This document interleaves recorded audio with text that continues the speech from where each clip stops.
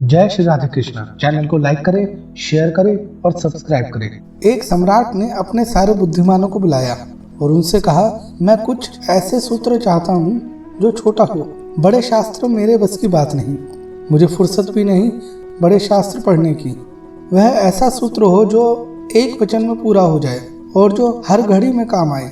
दुख हो या सुख, जीत हो या हार, जीवन हो या मृत्यु, सब में काम आए। तो तुम लोग ऐसा सूत्र खोज लो। उन बुद्धिमानों ने बड़ी मेहनत की, बड़ा विवाद किया, पर कुछ निष्कर्ष नहीं निकल सका। वे आपस में बात कर रहे थे। एक ने कहा, हम बड़ी मुश्किल में पड़े हैं, बड़ा विवाद है, संघर्ष है, कोई निष्कर्ष नहीं हो पाया। तभी एक बोला कि मैंने सुना है कि एक सिद्ध महात्मा गांव के बाहर ठहरा है। वे लोग अपने राजा को लेकर उस सिद्ध महात्मा के पास पहुंचे और उससे सारी बात कह बतलाई। उस महात्मा ने एक अंगूठी पहन रखी थी। उसने वह अपनी उंगली से निकालकर सम्राट को दे दी और कहा, इसे पहन लो। इस पत्थर के नीचे एक छोटा सा कागज रखा है, उसमें वह सूत्र लिखा है। वह मेरे गुरु ने मुझे दिया था। मुझे तो जरूरत भी ना पड़ी, इसलिए मैंने अभी तक खोलकर देखा भी नहीं। पर उस संत ने एक शर्त रखी कि जब कुछ उपाय ना रह जाए, सब तरफ से निरुपाय हो जाओ, तब इसे खोलकर पढ़ना। ऐसी कोई घड़ी ना आई, उनकी बड़ी कृपा है, इसलिए मैंने इसे खोलकर पढ़ा नहीं।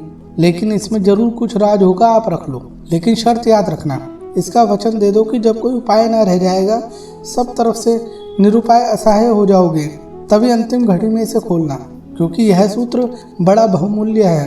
अगर इसे साधारणतः खोला गया तो अर्थहीन होगा। सम्राट ने अंगूठी पहन ली। कई वर्ष बीत गए। कई बार जिज्ञासा भी हुई, फिर सोचा कि कहीं खराब ना हो जाए। फिर काफी वर्षों बाद एक युद्ध हुआ जिसमें सम्राट हार गया और दुश्मन जीत गया। उसके राज्य को हड़प लिया। वह सम्राट एक घोड़े पर सवार होकर भागा अपनी जान बचाने के लिए। राज्य तो गया, संगी साथी दोस्त परिवार सब छूट गए। 2-4 सैनिक और रक्षक उसके साथ थे। वे भी धीरे धीरे हट गए, क्योंकि अब कुछ बचा ही नहीं था, तो रक्षा करने का भी कोई सवाल नहीं था। दुश्मन उस सम्राट का पीछा कर रहा था, तो सम्राट एक पहाड़ी घाटी से होकर भागा जा रहा था। उसके पीछे घोड़ों की आवाजें आ रही थीं। प्राण संकट में थे। अचानक उसने पाया कि रास्ता समाप्त हो गया। आगे तो भयंकर गड्ढा है, वह लौट भी नहीं सकता था। एक पल के लिए सम्राट स्तब्ध खड़ा रह गया कि करे तो करे क्या। फिर अचानक याद आई। खोली अंगूठी, पत्थर हटाया, निकला कागज।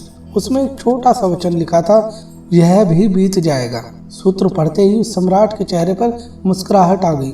उसके चेहरे पर एक बात का ख्याल आया, सब तो बीत गया, मैं सम्राट न रहा, मेरा साम्राज्य गया, सुख बीत गया। जब सुख बीत जाता है तो दुख भी स्थिर नहीं हो सकता।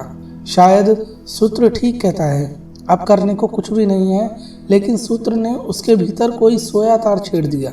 यह भी बीत जाएगा, ऐसा बोध होते ही जैसे सपना टूट गया।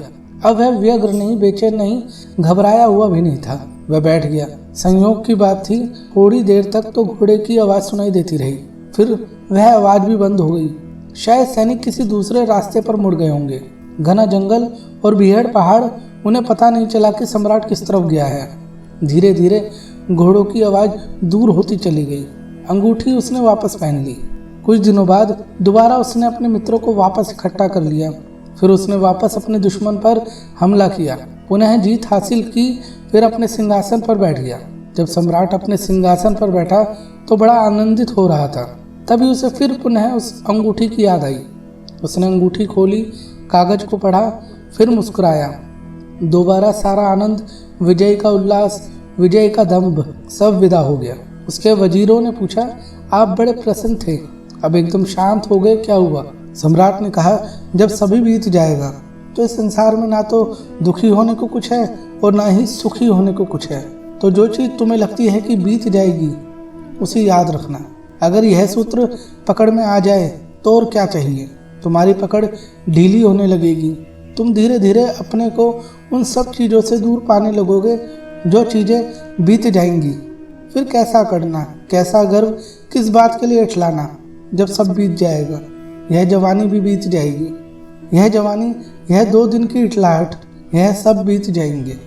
यह 2 दिन की चहल पहल, फिर गहरा सन्नाटा, फिर मरघट की शांति। जय श्री राधे कृष्ण।